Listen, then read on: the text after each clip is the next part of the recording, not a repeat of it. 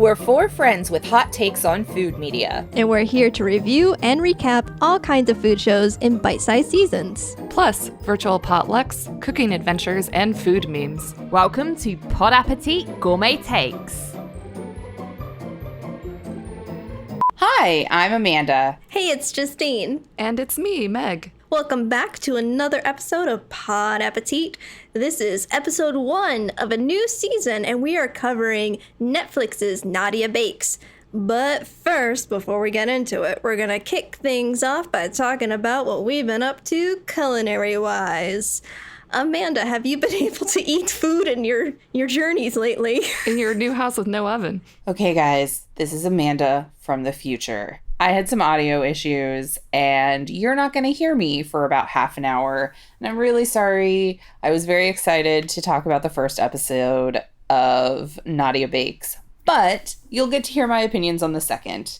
And I know Justine had just asked me what I was up to culinary-wise, and basically not much, because I have been moving into a new house. My husband and I are finally staying at our new house, and we did not even have a refrigerator until 3 days after we recorded.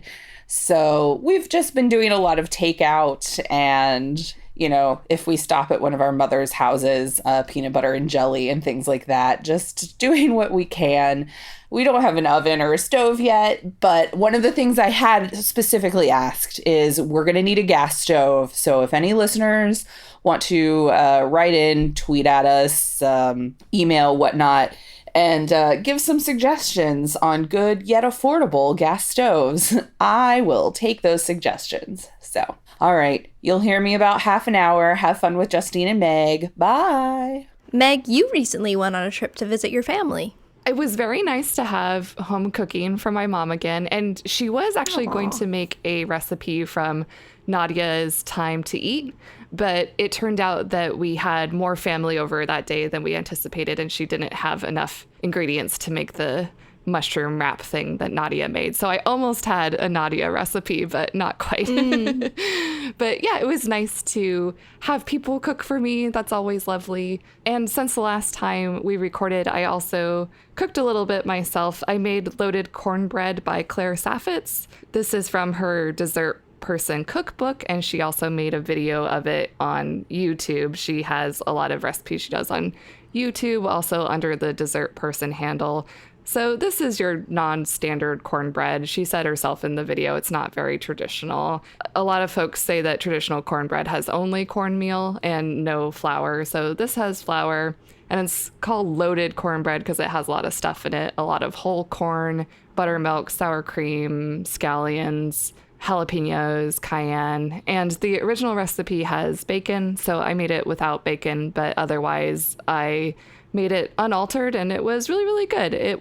It was more like a souffle, I would say, texture-wise. It was nice and moist and fluffy, and I really liked it. Looks good. Yeah. What about you, Justine? Oh, yes. I've made some things and tried some things. What did I make? I know it's been like a little while, especially since we did our potluck.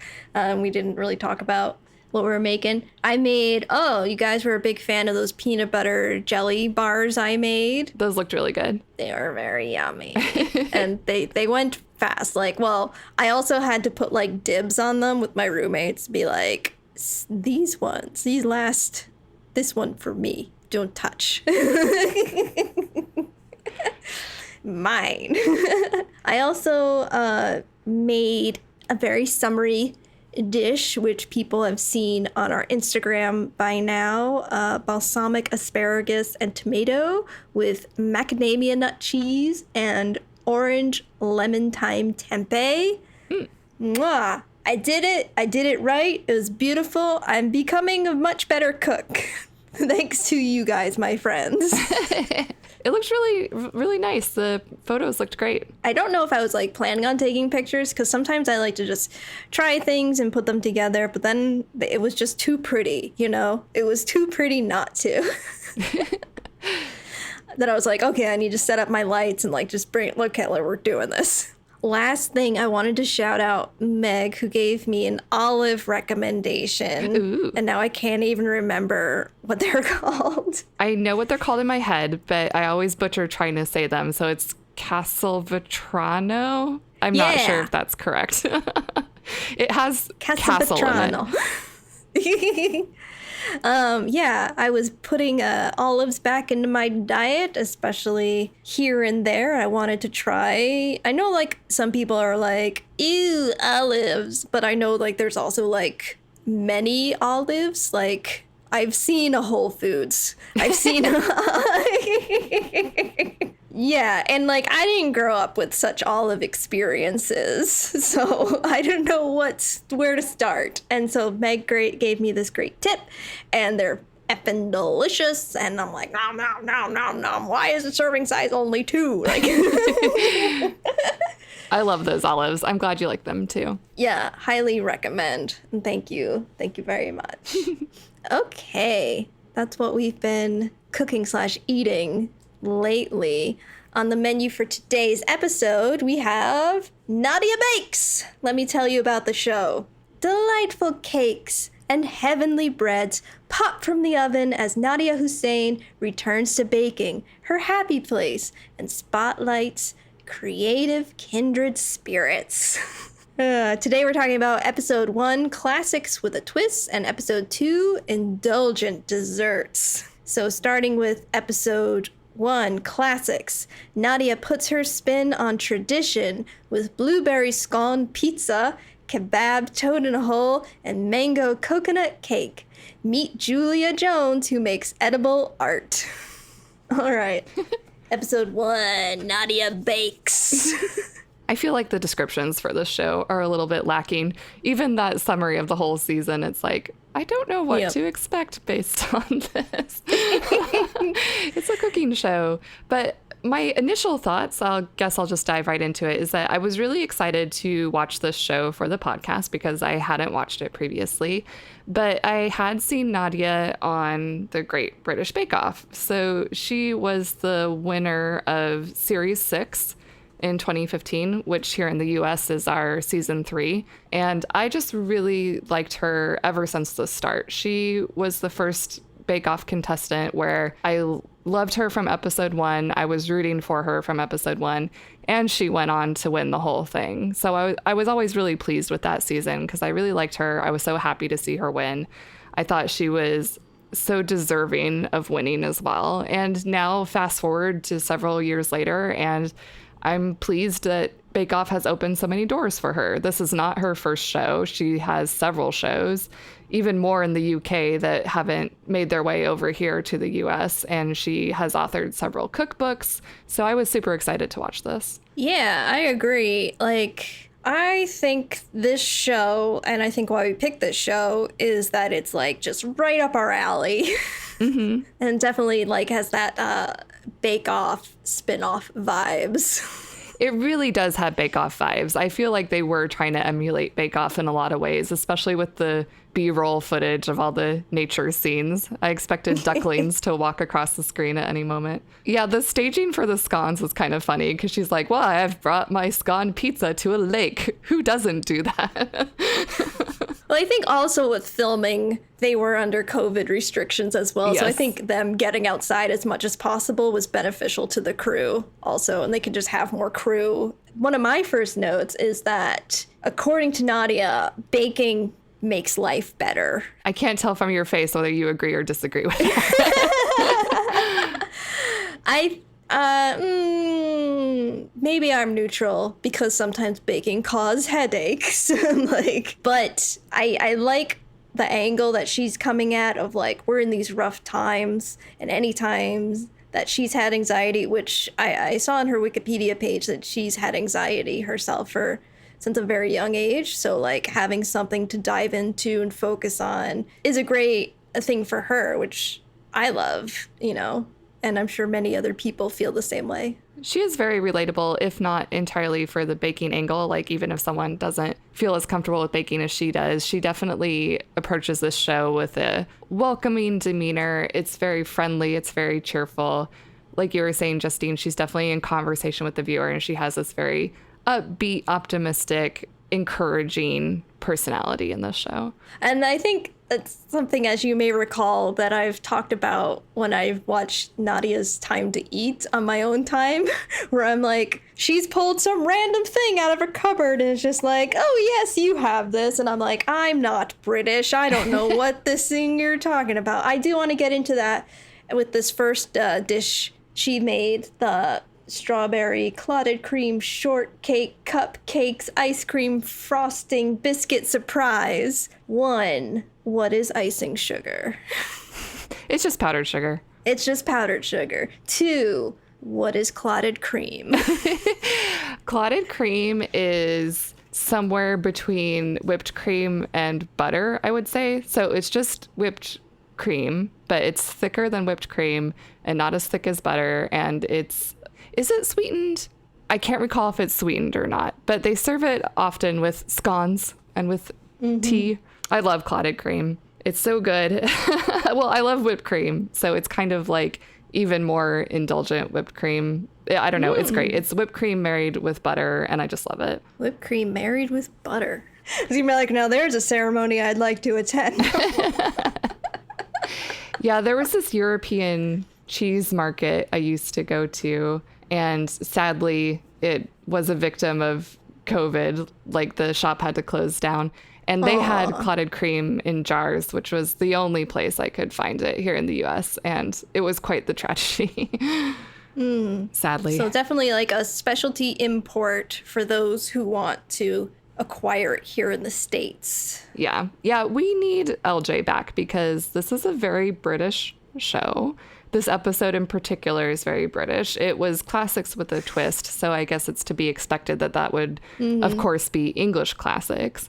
So if we want to go through the recipes, we've got scones, toad in a hole, and a twist on the Victoria sponge, which are all very British. It'd be nice to have LJ's perspective. Everything you said was British. I know. I've been intentionally trying to say scone instead of scone. Just for this episode. Yeah, just for this. I don't talk about like that in my normal everyday life. No, me either. One thing I will say about British ingredients versus American ingredients, and that I think is a little bit of a stumbling block for if I want to make any of these recipes, is that she really often uses self-rising flour. And this is very common in the UK from what I can tell. So self-rising flour already has the leavening agents in it. I'm not sure if it's baking powder and baking soda or one or the other, but it already has that incorporated in the flour for rising. So I'm not sure what the substitutions would be if you just have regular flour. Like, how much of the other stuff do you add? I feel like that's a future like Google search of like, how do you recreate self-rising Yeah, flour? definitely. What is convenient though is that all these recipes are on the internet. They are. And I think that this is not only convenient, but necessary, because I don't know how you could be expected to recreate one of these recipes only by following the show. I think it would be incredibly difficult. What's Surprising to me, though, is they're not behind a paywall, but you can buy her book. I think it's perhaps the best commercial for buying her book. Like, look at all these lovely recipes. Do you want more? Cupcakes. I think the cupcakes were freaking adorable. Pretty much kind of right up my alley because they got the little Oreos at the bottom. I love these cupcakes. I'm already thinking this might be what I make for the potluck, but I'll reserve that decision until we watch the whole show. They were so cute, though. I mean, I like that, you know, they had the strawberry in the middle and the freeze-dried strawberries on top of the frosting, like, or the buttercream. I love how everything was pink. She got the pink cupcake wrappers to match. The icing itself is pink strawberries. It was so cute. I loved it. And that cross section, that was beautiful. It looks doable. Yeah. That blueberry, lavender, scone pizza with ripple jam, clotted cream swirl. Swirl. So I really, really like British scones. And I feel that what we call a scone in America is not quite the same thing. Like, British scones are more like a biscuit in the American sense, like an American Southern biscuit. That's kind of how I would describe it. Whereas I feel like when we make a scone in America, it's usually denser, maybe a little bit more cookie-y. So I couldn't really tell from the video whether it was more like a British or an American scone. I'm guessing British since this was a very British episode. But regardless, it looked really beautiful. I love the food photography in this show, and they just really make the colors pop. So those bright blue blueberries against the really yellowy lemon. This looked really delightful. I don't know if I would make it because scones are not like my absolute favorite type of dessert, but it did look really good. It did look like it. I don't know why I'm like thinking of like, yes, cupcakes feed a lot of people, but I like them, but scones feeding a lot of people, and I'm like, well, I have to know that people will eat them, you know? I do like how Nadiya includes a lot of floral elements and aromas and flavors. So she uses lavender here, which I personally really like as a flavoring, and she uses orange blossom water later, and I think she might use rose water at some point, or maybe she just references it. But I know that the judges of Bake Off were always really down on these sort of like perfumey flavors, but I actually tend to like them, and I like that she thinks about how her bakes smell. She's commenting often in the show about like, oh, you get this aroma, you get this fragrance. And like a lot she's pulling from is the desserts like she grew up with, and it's a lot of South Asian flavors. Yes. So yay. And also I was thinking earlier, I was like, oh, going from us covering Sola to us covering Nadiya, I'm like, I love it. Yeah, we're definitely covering the Bangladeshi ladies. Love it. Because also we love South Asian flavors on the podcast too. Yeah. Toad in the hole with minced lamb seekh kebabs. Speaking of Indian flavors. Yeah, she said that this was Desi style, and it has a lot of coriander and garam masala. It looked really good. Listeners to the podcast will know I've been eating vegetarian lately, so I probably wouldn't actually make this, but if I were to have lamb again, this looks pretty darn tasty. Yeah. And maybe, I'm like, you could make it with vegan balls. But True. She also shared a fun little story about just how she really loves the oven, about how her parents did cook a lot, but they usually used the stovetop, or the hob, I believe is the correct word for it in British parlance. the hob. LJ has definitely said it. I thought it was really interesting talking about like how the magic comes together, where you take the cold milk plus the hot dish, you get that rising chemistry. And I'm like, ooh. The science of baking. No, yeah, I think it's definitely an interesting dish. You started on the stovetop, you finish it off in the oven. So it's still a bake. Okay, last dish that Nadiya made was Nadiya's take on a Victoria sponge, a mango coconut cake. This looked beautiful to me. I love it.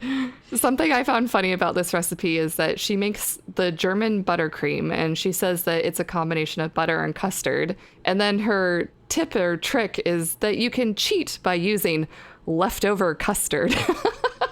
And I just wondered, who has leftover custard? This must be a British thing. People. Like, apparently they put custard on everything. Yeah, does every British person just have a stockpile of leftover custard in their fridge? These are things we need to know. We're not making fun of British people. No. No, I mean, come on. We have, probably jars of mayonnaise. That's probably what the American equivalent would be. Just go get the mayonnaise you have in your fridge instead of making your own mayo. So every episode has a remote segment with a special person that Nadiya wants to highlight. And in this episode, it is Julie Jones, who is famous for her fruit tarts. And in this episode, she was making for us her persimmon and grape frangipane tart. What is persimmon again? It's a fruit. Thank you, Justine. It's kind of hard to describe if you never had it, but it's an orange fruit It has some rather large seeds in it. It's usually seasonal to the autumn, I believe. It's very good. You literally only have like 3 weeks where it's like in season. I swear to God, like you'll see it on the shelves, and then like you go to Trader Joe's like a month later, it's gone. Because I've heard of it, but I've never had it. It's good. It's yeah, like Meg said, I really don't know how to describe it. Okay. I like it. It's like a tomato, but if it was sweet with the outside also that you peel off. Yeah. I think that's a good way to describe it because it's not a particularly sweet fruit. It's slightly sweet as far as fruit goes. I would almost say it's earthy, but that's maybe not quite right for a fruit coming from a tree. But it's a stone fruit. It's good. I like it. All right. I think it's a stone fruit. Yeah. It has plum qualities for sure. Yeah. I don't know how to describe it. I'm sorry, Ariana. They grew in abundance in the town I lived in Japan, so I've eaten quite a few. Okay. Well, I thought that her tart was very pretty. Yeah, I think I'm going to have more to say about these segments, these spotlights on other chefs and bakers as the season progresses. Right now, I'm not quite sure what to say about it. It is beautiful. Her tart was beautiful. It was nice to look at. It was interesting to get her little story. But the segment itself was very, very short. And I asked myself, would I have missed it if it weren't in the episode? And I don't think I would have. And as you were saying, Amanda, you were expecting Nadiya to interact with these guest chefs. Yeah. And I do think that would have been interesting if it could have been more like them in conversation. But I guess I'll put aside my final judgment until I watch more. But I don't know if it added much to the show for me. Yeah, like, I guess I feel like, I don't know if this show was, I mean, clearly, as we discussed it, it was filmed during the pandemic. But I wonder if it was originally, like, thought of at that time. Or if, like, the original plan was for her to be able to interact or something. I'm trying to remember. I think in Time to Eat, she actually went on the remotes and learned how to do the things. Okay. Because it just felt like something was missing. And instead, this was just a little bit of a, oh, here's this other chef. And, like, she does a little, like, oh, I really enjoy her Instagram. And I think what she does is cool. And then it just cuts to Julia in her kitchen. And you know, again, I understand the restraints of COVID, obviously. But it did feel like there was something missing, I guess, in these segments more than anywhere else. It felt like she should have been able to interact with them somehow. Yeah. I think I, like Meg, will sort of withhold judgment completely until I see the more of them. See who they do, because I feel like it's interesting to give a spotlight to people, but it's also like interesting to spotlight certain kinds of people or people we don't normally see. I mean, white lady with a fancy Instagram, I'm like, Yeah, and later French pastry chef, not exactly groundbreaking. Yeah. As a viewer, I'm not sure what I'm supposed to take away from these segments. Personally, I wasn't inspired to check out her Instagram, nor the other guy in the next episode. Maybe one of the later guest chefs will be more inspiring to me, but we'll see. hey, that other guy is very attractive, and all my notes are about that. But we'll get to that. But right now, we're going to take a quick commercial break. And we're back. Don't worry, I'm still going to talk about that hot guy, but not now. Because we've got some other indulgent desserts to discuss. Justine, bring in the thirst. Earning our explicit rating. I got to. Description for this episode is very nice. Was that Borat? What was that? Yeah. What's going on, Justine? I'm dying. Okay. It's there. That's the description, okay? I assumed the accent was there, okay? Whew.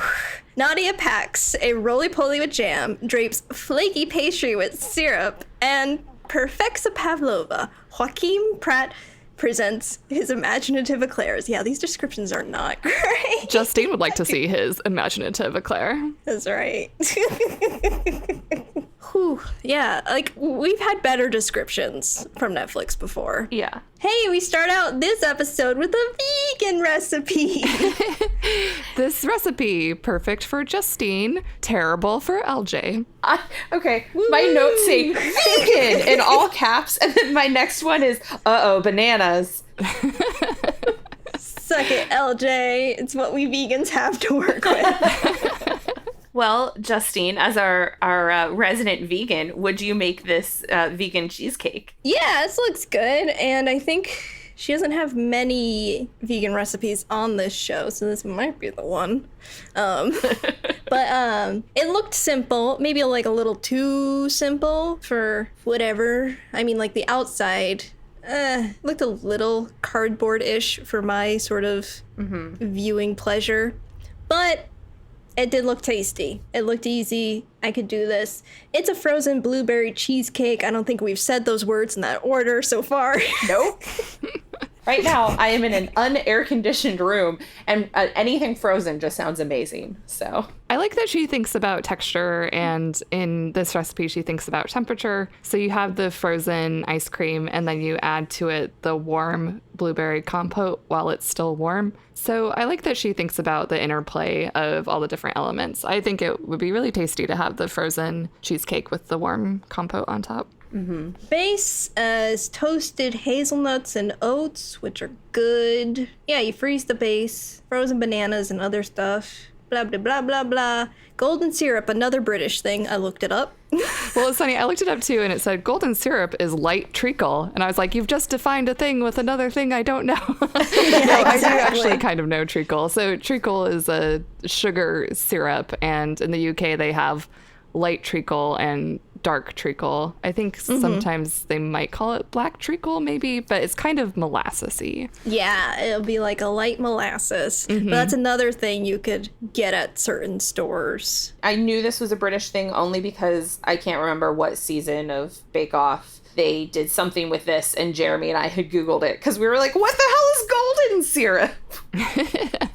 That's what Jeremy and I do a lot when we watch Bake Off together is we do a lot of Googling, which actually makes sense in when we go into the next dish, which was the roly-poly, in which she talks about the difference between a dessert and a pudding. This was educational for me, yes. So she defined a pudding as when you eat something with a spoon and it always comes with custard. So that's how Nadiya defined a pudding. Versus a dessert. Having the custard always on hand. So, Margaret, if you're listening, I know that Margaret has always grappled with what defines a pudding. There it is. There you go. This is a steamed pudding, this jam roly-poly, and I have in my notes, our old friend Suet is back again. Okay, but what is vegetarian suet?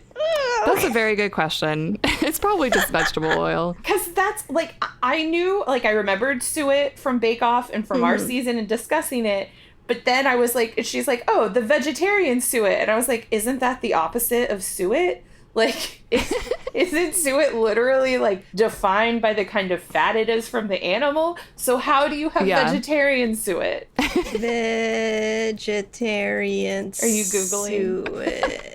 Okay, so this whole season is going to be 3 Americans confused by British stuff and also Googling.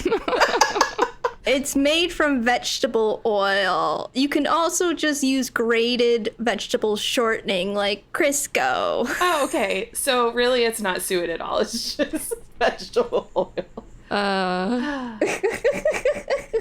This season's sponsored by Google. They should pay us. That would be nice. Help me buy a stove, Google. Help me buy a stove. Okay. So yeah, I enjoyed the crushed up raspberries. Oh, the orange zest. Nice touch. And it's rolled up, tented. But at the end of the day, I wasn't really into it. I don't know. It's just me. When I first saw what the recipe was, I thought it was going to be one of those rolled sponge cakes, you know, like Yule log or what have you. Swiss roll. So that I was really excited about, but I agree. The end result, I was like, I don't know if I would immediately go to that dessert. I mean, if you gave me a plate of it, I would certainly eat it. It looked very tasty, just like everything else she makes. And she said that this is the type of recipe where you want to just put your feet up on the sofa and relax and eat it. So it does seem like a nice, comforting, fill you up type of comfort food dessert. I will say, because that reminded me in this episode, I liked a lot of her stories about like her husband and her kids and stuff like that. That was something I remember from Bake Off that I always enjoyed she would talk about. So I liked the incorporation of that into this episode. Yeah, in this case, she said that her husband will often eat a whole cake. Oh my God, yes. Yeah. And that he also runs 7 miles a day in order to eat a whole cake. What I learned from this episode is that she can never cook enough for her husband. He'll always be disappointed in any proportion presented to him. Yeah. Oh yeah, give me a big slice of roly-poly, he would say. Next dish she prepared was a Lebanese pastry, and she never said how it's pronounced. If you look up the recipe, they just call it phyllo cream parcels, so maybe we can call it that. Yes, but there is a name. There was a name on the screen. Oh, I didn't think to write it down because I just assumed it would be in the description. No, It was spelled ZNOUD space EL space SIT. Well, it looked delicious. I really liked that she used the store-bought phyllo dough, and she said you don't have to make this yourself. I liked that that was a nice little shortcut because from what I understand, phyllo dough is very, very delicate and difficult to make. And at first glance, I didn't think this was going to be a recipe I'd be interested in making. But by the end of it, I was like, oh, this actually looks pretty simple to make. I like the idea of the orange cream. It looks pretty tasty. I don't think I have any saffron on hand since it's quite expensive, but Yeah. I thought this looked really, really good. It made me think about similarities between these Middle Eastern flavors and South Asian flavors with the cardamom, saffron. She was using ghee. But also like with the puff pastry and the way it was folded. What does that remind me? Baklava. Baklava. It reminded me of that as well. Yeah. This definitely reminded me of baklava also, with the flavors as well, because you have the pistachios, which are quite common in baklava, and then the syrup. aromatic syrup that the phyllo dough is drenched in. It was definitely reminiscent of baklava to me, which is a dessert I quite like, so I would like this too. Yeah, it was interesting. I don't know if I would make it. I had the same thought as like, I would really like to eat this. I might make it, but it didn't go like out of these 2 episodes. This was not one of those that I was instantly like, oh, I would like to try to make that. Like, I feel like the first episode, the classics with a twist, there were more in that I was more willing to make as opposed to just like, oh, I'd like to try that, but not necessarily want to bake it myself. Yeah, if you want to expand your palate, just taste the things of the world. Yes. The last dish she makes is the return of the Pavlova. The pavlova. The Pavlova has returned. When I was watching this, you know, having done my not so amazing Pavlova, but it still tasted good. I thought, oh, I wish I had known that vinegar trick before I started on the beating of my egg whites. Yeah, Nadia had quite a few tricks to getting those that meringue Yeah. exactly right. Yeah, including even just adding sugar 1 tablespoon at a time in a very, very slow process. Is that similar to what you did before? The slow process, yes, but I didn't think about doing it in spoonfuls because I think both the way that I had seen in salt, fat, acid, heat, and then also I think Claire in the past was just trickling it in very slowly from the bowl. So I don't know why it never occurred to me that I could do that with a spoon, but it didn't. And I assumed I had to trickle it in slowly from the bowl like Samine and Claire. So yeah, watching this, I just was like, oh my God, there's all these things I could do better. And thank you, Nadiya, for sharing them. I think that is sometimes a problem that other chefs have, is that they just assume you have this knowledge, whereas Nadiya really breaks it down to really simple tips. As you were saying, we have seen Claire make this. We've seen Samin make this. Both Claire and Samin did say, you don't want any oil or fat in your bowl, so you should make sure there isn't any in your bowl. But then how do you do that? And Nadiya's like, well, you take a little bit of vinegar and you wipe it in the bowl. So it's very nice to have just like this really accessible, really simple tip that might seem so obvious to a chef that they don't even mention it. But it's nice that you get these really actionable tricks to work from. Yeah, and I think part of that is Nadiya is a home baker who then became a famous chef, as opposed to two people who came up through cooking and baking and having that chef background and then became famous for doing TV stuff. You know what I mean? Like, I feel like they assume we'll have some of that knowledge, whereas Nadiya knows that we don't. What did you think of the presentation of this Pavlova, Amanda, as the Tutti Frutti pile? Yeah, I thought it was really interesting, and especially the chocolate shavings, which is something that Samin had done in salt, fat, acid, heat that I had not done when I made my deconstructed Pavlova. So this definitely, like, I know after that experience, I was kind of like, I don't know if I would want to make it again. But watching Nadiya do this and knowing that when I get an oven in the next few months, I will have my stand mixer here now, and having some more tips. I kept thinking, like, I kind of want to do a redo. Pavlova redemption. Like a redemption. And I liked the idea that she was using like dried fruits and stuff, because as you guys know, I really like dried fruit and I eat that a lot for breakfast and stuff. So I feel like some of that is also things that I would normally have around the kitchen, like maybe not glacé cherries, but like different other mixed peel.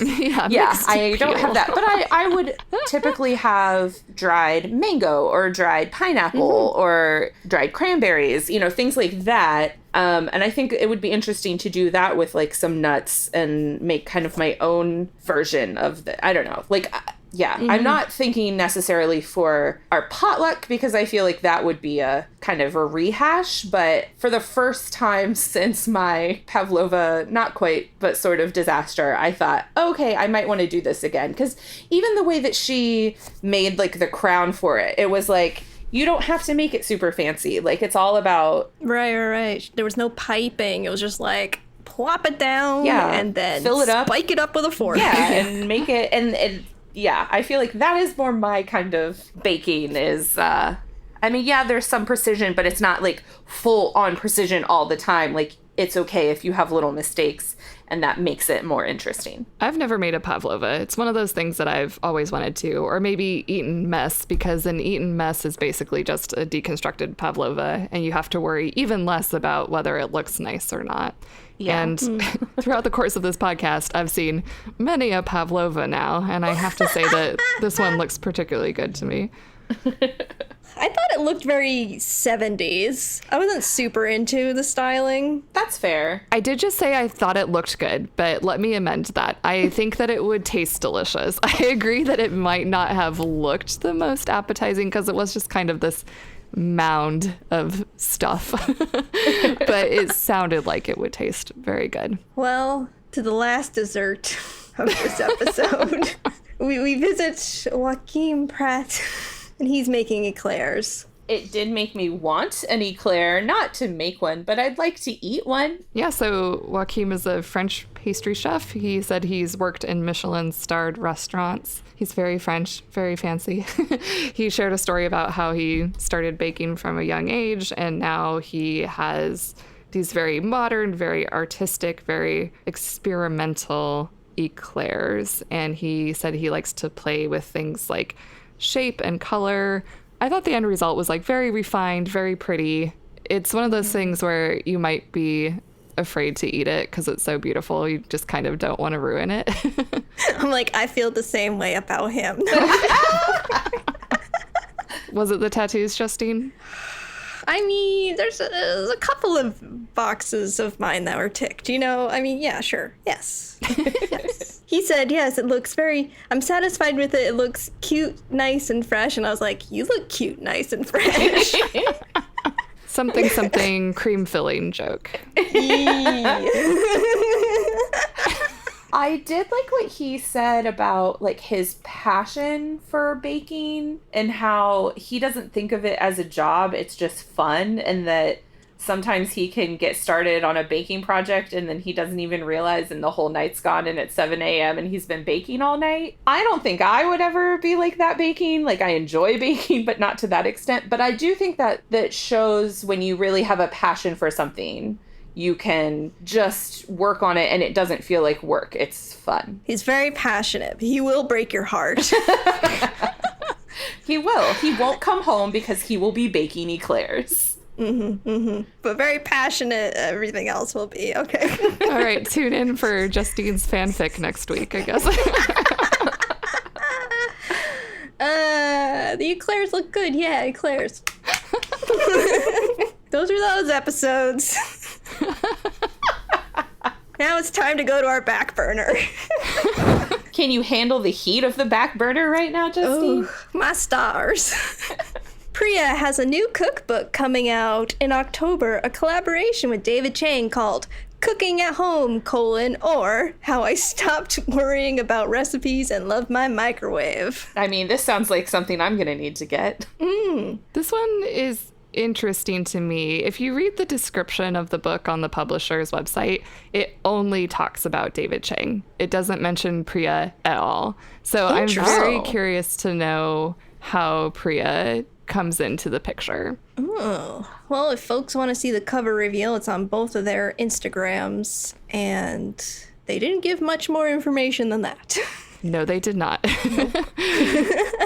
Okay, another Priya spotlight in our back burner. NPR posted an episode of their series Where We Come From with Priya and her mom Ritu about how her cooking evolved over time with U.S. influences to create a blend of recipes that we have found in their co-authored cookbook, Indianish. And I thought it was a really nice interview, and they did like sort of deep dive talk about some things. Like they could have like gone deeper, but I mean, Priya brought up instances of even like code switching as a child and being like, oh, I'm not quite ashamed of my Indian heritage, but I mean, I am Indian at home for sure. I'm Indian in an Indian store. But when I'm like with my friends at their house, you know, I like what they like. I listened to the podcast episode of this, Sam Sanders, It's Been a Minute, which we've talked about before because he did an interview with Sola, and the creator of Where We Come From has worked on It's Been a Minute. So I listened to that full podcast episode, and then I also watched the video NPR put on YouTube. Did you listen and watch both of those? I just knew about the video, which I watched on the Instagram. And I just listened to the podcast. So together, we've seen it all. We have. We've done it all.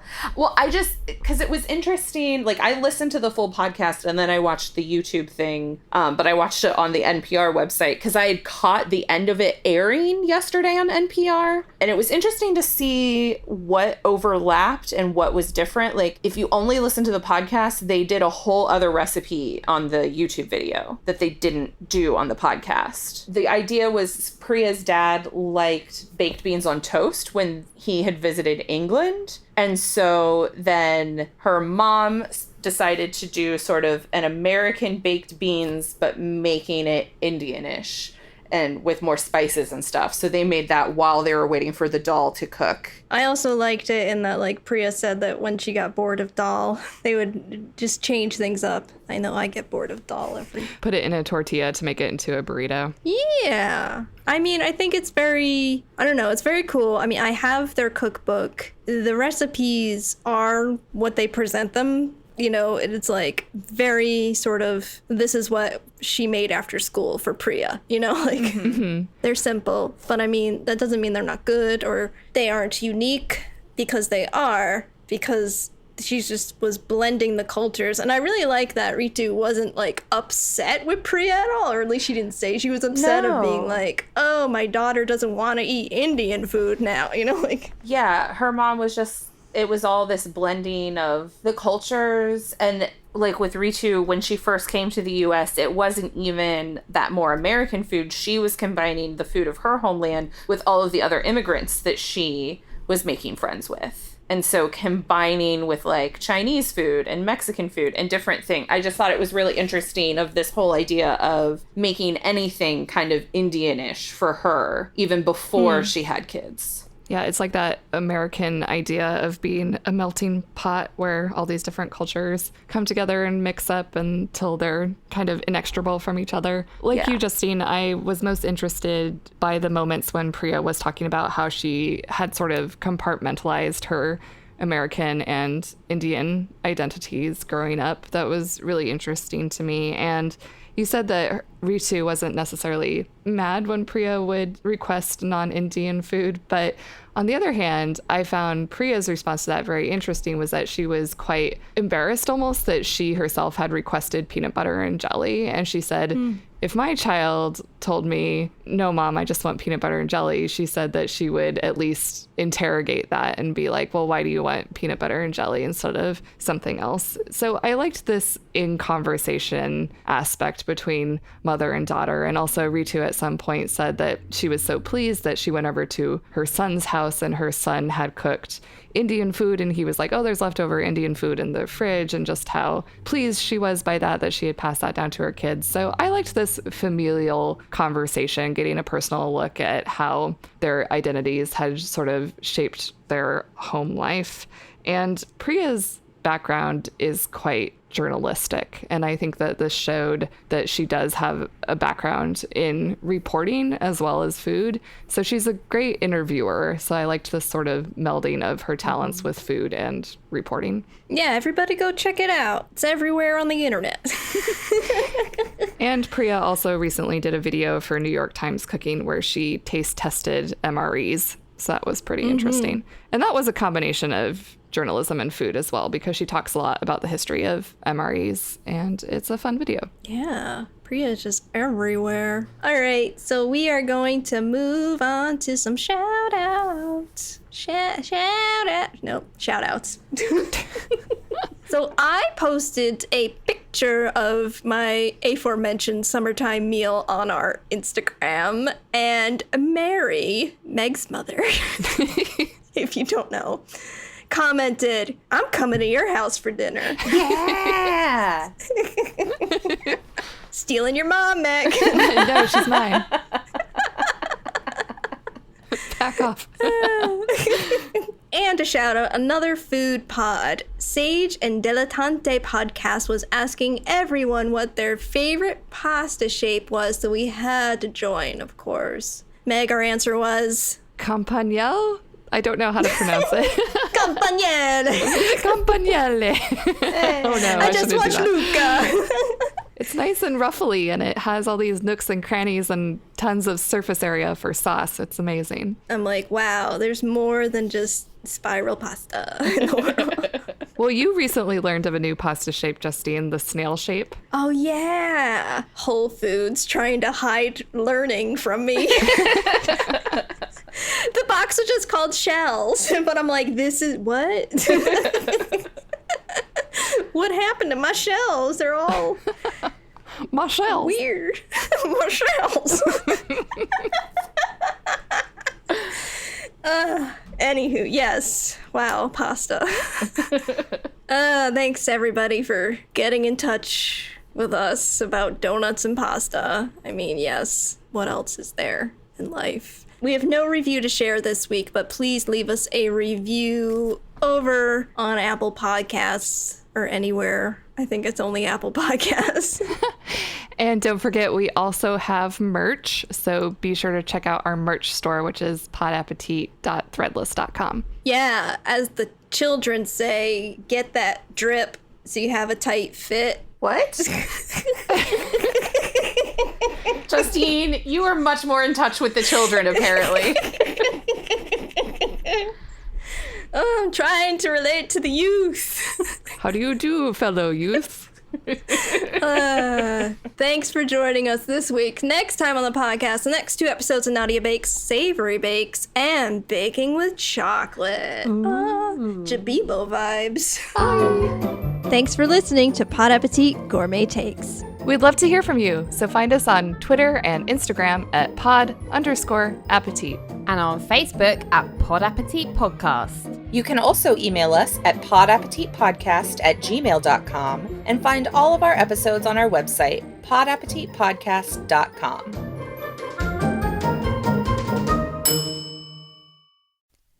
Hey there, it's Allison Carter. I'm the host of the podcast, Not Your Little Lady. Each episode features a woman living in the South outside of socially accepted norms. Listen and relate as these women share stories about obstacles they faced and how it feels to come out on the other side. We talk about things that pissed us off, the booze we like to drink, and historical women who have made a difference. Through all this, we explore the importance of women owning their past, present, and future while keeping it light and funny. You can find episodes, which are released every other Wednesday, on most podcast listening apps or at notyouрлittlelady.com. Be sure to follow the podcast on Twitter at ladiesofnyll and on Facebook and Instagram at notyourlittlelady. Happy listening, y'all.